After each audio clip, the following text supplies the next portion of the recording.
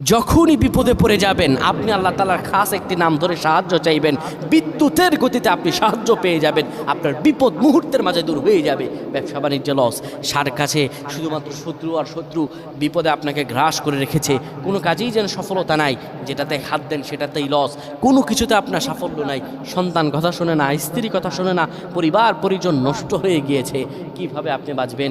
প্রবাসে আটকা পড়ে গেছেন, আসতেও পারেন না, কোনো কাজও পাচ্ছেন না, আপনি আমলটা করেন।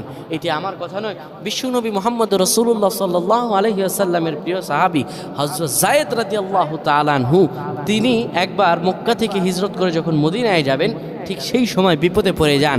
ওনাকে একটি লোক বিপদে আটকে ফেলে এবং ওনাকে হত্যা করার চেষ্টা করে। তখন তিনি আল্লাহ তাআলার এই খাস নামটি ধরে সাহায্য চেয়েছিলেন, আল্লাহ তাআলা তাকে বিপদ থেকে মুক্ত করেছেন। সুবহানাল্লাহ।